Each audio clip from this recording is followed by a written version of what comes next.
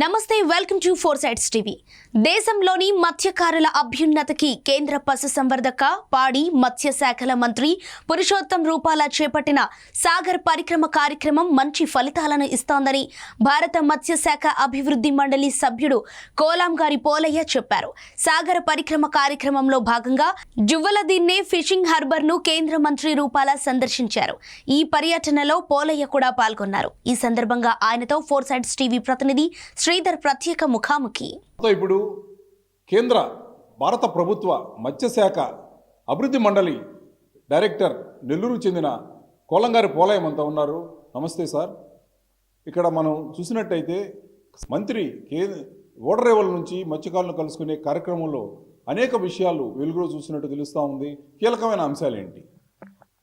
కేంద్ర ప్రభుత్వం ప్రతిష్టాత్మకంగా తీసుకున్నటువంటి పనిలో ఏదైతే ఫండింగ్ మన సహజ సిద్ధమైనటువంటి మత్స్యకారులకి ఫండింగ్ ఇచ్చే విషయంలో కింది స్థాయి వాళ్ళందరూ కూడా న్యాయం జరగాలనే ఉద్దేశంతో గౌరవనీయులు కేంద్ర మంత్రివర్యులు మత్స్యశాఖ కేంద్ర మంత్రివర్యులు రూపాల గారు గత 3 నెలల నుంచి కూడా ఈ విధంగా సాగర్ పరిక్రమ పేరుతోటి దేశమంతా కూడా ఉన్నటువంటి పోర్టులు ఎక్కడైతే హార్బర్లు ఉన్నాయో అక్కడ కేంద్రంగా సాగర్ పరిక్రమ అంటే పడవల ఆధారంగా షిప్ ఆధారంగానే కంటిన్యూ రావడం, ఆ షిప్లో అక్కడికి రావడం, మళ్ళీ అక్కడి నుంచి అక్కడ ఉన్నటువంటి మత్స్యకారులను అందరినీ కూడా కలుసుకోవడం, దాని తర్వాత మళ్ళీ ఇంకొక ఏరియాకి మళ్ళీ షిప్ ఆధారంగా వెళ్ళడం. మంత్రి గారు మా నెల్లూరు జిల్లాకి అనేటువంటి జువ్వలదిన్నె హార్బర్ దగ్గరికి రావడం జరిగింది.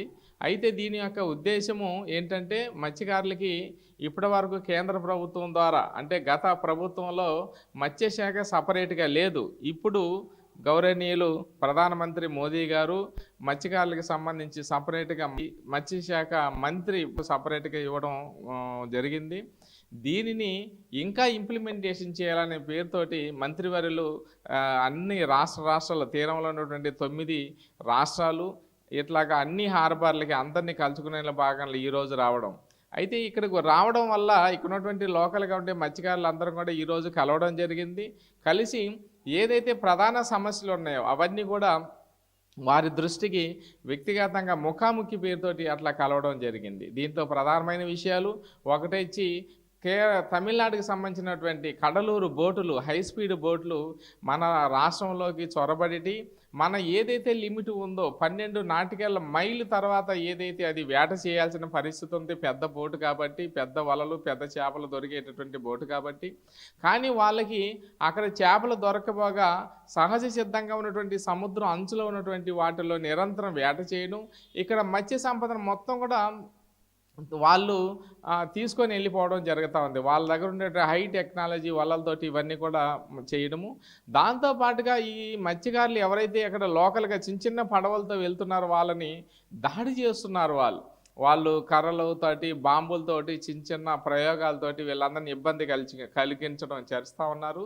దాంతోపాటుగా వీళ్ళు వలలు ఏదైతే వేసుకొని ఉంటారో ఆ వలని తెగ్గొట్టేసి దాంట్లో ఉండే మత్స్య సంపదను కూడా ఎత్తుకొని మనకి దొరకకుండా వెళ్ళిపోవడం జరుగుతూ ఉంది. వాటన్నిటి మీద మంత్రి గారు మాట్లాడుతూ ఆల్రెడీ ఈ విషయం మా దృష్టికి వచ్చింది కాబట్టి 2 రాష్ట్రాల యొక్క విషయాల మీద అక్కడున్నటువంటి అధికారులు ఉన్నత అధికారులతోటి మరియు నా పరిధిలోకి సంబంధించిన విషయం కాబట్టి అక్కడున్నటువంటి ఎవరైతే బోటు ఓనర్స్ ఉన్నారో కడలూరు బోటు ఓనర్స్ వాళ్ళందరితో కూడా మాట్లాడి మీకు తగు న్యాయం చేస్తామని వారందరికీ హామీ ఇవ్వడం జరిగింది. ఇటువంటి జువ్వలదిన్నె హార్బర్ విషయంలో కూడా ఒక విషయం ఆయన స్వయంగా తెలుసుకోవడం జరిగింది. వాళ్ళు చేసినటువంటి ప్లానింగ్లో సైడు ఇంకా లోపలికి దాకా ఇవి మన దీనికి సంబంధించినటువంటి ముఖద్వారం దగ్గర డ్రెడ్జింగ్ దగ్గర ఇంకా కూడా లోతుగా ఈ రాళ్ళు వేసేసి ఆ అడ్డుకట్ట చేసినట్లయితే ప్రకృతి వైపరీత్యాలు జరిగినప్పుడు డైరెక్ట్గా నీరు గ్రామాలకు వచ్చి ఇక్కడ ఉన్నటువంటి ఇబ్బంది కలిగించకుండా ఉంటుంది అనేది వాళ్ళు చెప్పడం జరిగింది.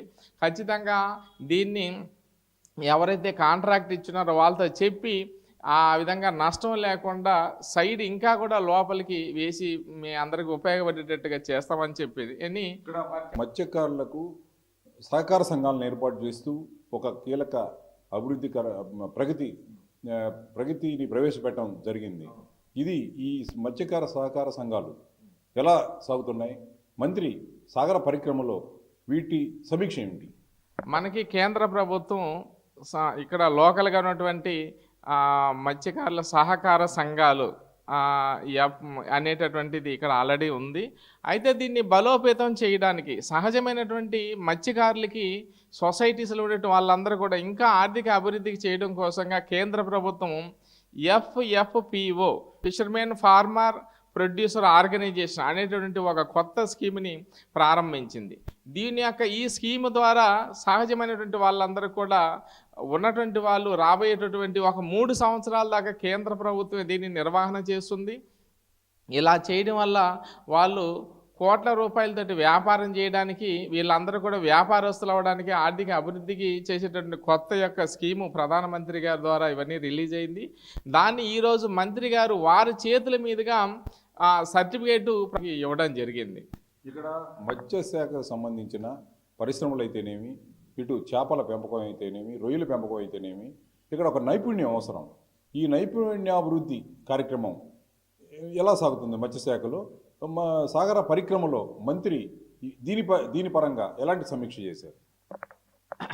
ఇలాంటి ట్రైనింగ్లు ఏదైతే ఉందో దీనికి సంబంధించి మంత్రి గారి దృష్టికి స్థానికంగా ఉన్నటువంటి వాళ్ళందరూ కూడా తీసుకెళ్లడం జరిగింది. ఇప్పటికే నేషనల్ ఫిషరీస్ డెవలప్మెంట్ బోర్డు ద్వారా ఇలాంటి ట్రైనింగ్స్కి ఎవరీ ట్రైనింగ్లు ఇట్లా రాష్ట్ర ప్రభుత్వం యొక్క సహకారంతో మత్స్యశాఖ, రాష్ట్ర ప్రభుత్వంలో ఉన్నటువంటి మత్స్యశాఖ ఆధారంగా ఇవన్నీ జరుగుతుంటుంది. రాబోయే రోజుల్లో మిగతా వాళ్ళందరూ కూడా దీని విషయంలో ఖచ్చితంగా సపోర్ట్ చేస్తామని చెప్పడం జరిగింది. దీంట్లో భాగంగా సీవీడ్ కల్చర్కి సంబంధించిన ఒక కొత్త ప్రయోగం, సముద్రపు నాచు అనేటటువంటి ఒక ప్రయోగాన్ని కూడా వారి దృష్టిలో తీసుకురావడం జరిగింది.